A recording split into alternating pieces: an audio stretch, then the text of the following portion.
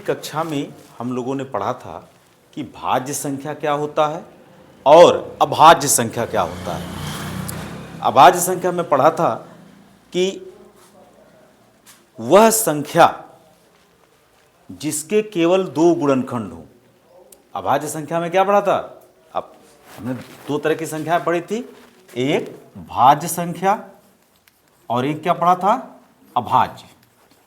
भाज्य में हमने पढ़ा था कि जिसके दो से अधिक खंड हो या जिसके दो से अधिक क्या हो? गुणनखंड हो, वो होता है भाज्य। और जिसके केवल दो गुणनखंड हो, केवल दो गुणनखंड हो, वह होता है अभाज्य। जैसे हमने अभाज्य में लिया था दो, तो दो को केवल दो गुणनखंड मिले, एक और दो, या मैं कह सकता था केवल दो अपवर्तक हों, दो को काटने वाले केवल दो अपवर्तक है, एक और दो, इसलिए यह एक अभाज्य होगा। तीन को केवल एक काटेगा या तो तीन काटेगा, इसलिए तीन भी क्या हुआ?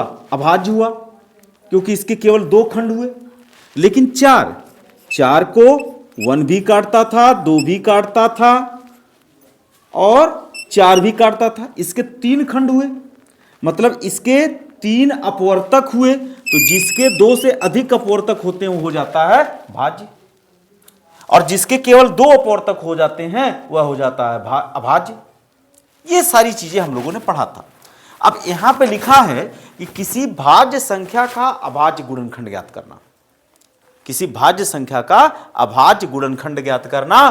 तो अभाज्य गुणनखंड अगर किसी भाज्य संख्या का हमें ज्ञात करना है तो इसके दो विधि हैं। भाज्य संख्या का क्या निकालना है? गुणनखंड निकालना है। तो पहला है अभाज्य गुणनखंड विधि, अभाज्य गुणनखंड विधि, गुणनखंड विधि। और दूसरा है गुणनखंड वृक्ष, दूसरा है गुणनखंड वृक्ष। देखो अभाज्य गुणनखंड विधि में होता क्या है कि हम कोई भी संख्या दे दे, कोई भी अभाज्य संख्या दे दे, जैसे दे दिया 3 या दे दिया 9, तो 9 को हम पिछले कक्षाओं में भी सीखा था कि इसको कैसे काटेंगे। तो यह छोटी से छोटी किस संख्या से कटेगा, वहां से शुरू करते हैं। 1 से तो सारी संख्या कट जाती है, इसलिए 1 से काटेंगे नहीं। 2 से क्या 9 कटेगा? नहीं। 3 से कटेगा, 3 का पहाड़ा पढ़ेंगे, 3 त्रिका और 3 कायम। तो बेटा 9 के जो खंड हुए वह हुआ 1 गुणे 3 गुणे 3, हुआ कि नहीं हुआ? तो 1 क्या है? अभाज्य गुणनखंड है। 3 भी अभाज्य संख्या है, ये भी 3 है तो अभाज्य संख्या है। तो ये 9 का गुणनखंड हमने निकाला कि नहीं निकाला? और ये जो 9 का गुणनखंड निकाला, ये सारे गुणनखंड उसके अभाज्य आए, अभाज्य संख्या आई। लेकिन इसको कैसे निकाला? गुणनखंड विधि से निकाला, गुणनखंडन करके। इसी तरह से अगर मैं एक संख्या ले लूं 24, अब 24 को करूं तो 1 से तो कटेगा ही कटेगा, 1 से नहीं चेक करना, 2 से स्टार्ट करना है। 2 से काटेंगे, 2 बरहिया में 24, फिर 2 से काटेंगे, 2 छके 12, फिर 2 से काटेंगे, 2 तिया 6, फिर 3 से काटेंगे, 3 कायम 3, बस हो गया। अब यहां पर 24 का जो खंड आया वो क्या आया? 1 गुणे 2 गुणे 3, 1 गुणे 2 गुणे 2 गुणे 2 गुणे 3। तो बेटा ये क्या है? एक अभाज्य संख्या है, 2 अभाज्य संख्या है, ये भी अभाज्य संख्या, ये भी अभाज्य संख्या, 3 भी अभाज्य संख्या, 1 भी अभाज्य संख्या। तो 24 का गुणनखंडन विधि हमने इस तरह से कर लिया। 24 क्या था? एक भाज्य संख्या था। 9 क्या था? एक भाज्य संख्या था। क्यों भाज्य संख्या है? क्योंकि देखो इसका एक अपवर्तक 1 है, दूसरा अपवर्तक 3 है और तीसरा एक 9 खुद होगा। इसके भी 1 से अधिक अपवर्तक है। अब दूसरा गुणनखंड विधि में अगर मैं इसी संख्या को लिखूं, इसी संख्या का मैं क्या निकालूं? गुणनखंड वृक्ष।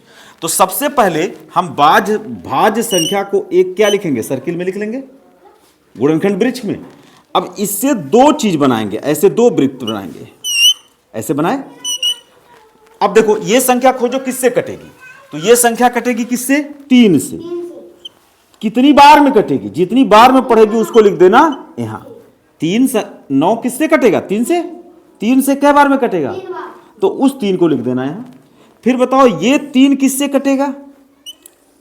पुनः 3 से ही कटेगा। 3 एकाएं, तो वो 1 कहां लिखा जाएगा? यहां लिखा जाएगा, नहीं लिखा जाएगा? तो ये हुआ गुणनखंड विधि। अब इसमें 9 को लिखोगे कैसे?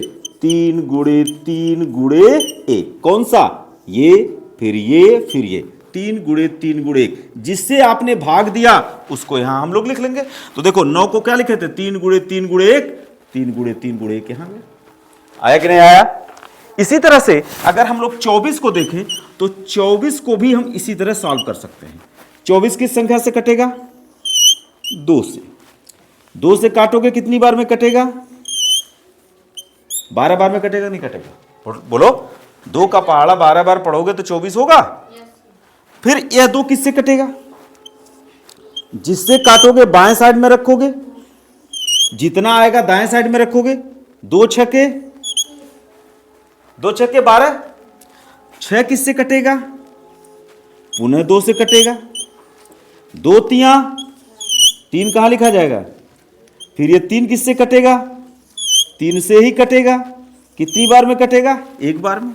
तो देखो कौन कौन सा लिखना? 2 गुणे 2 गुणे 2 गुणे 3 गुणे 1। तो 24 को यहां से क्या लिख सकते हो?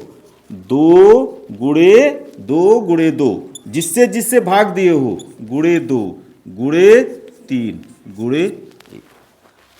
तो ये हुआ किसी भी भाज्य संख्या का गुणनखंडन विधि द्वारा अभाज्य गुणनखंड निकालना, और दूसरा गुणनखंड वृक्ष द्वारा।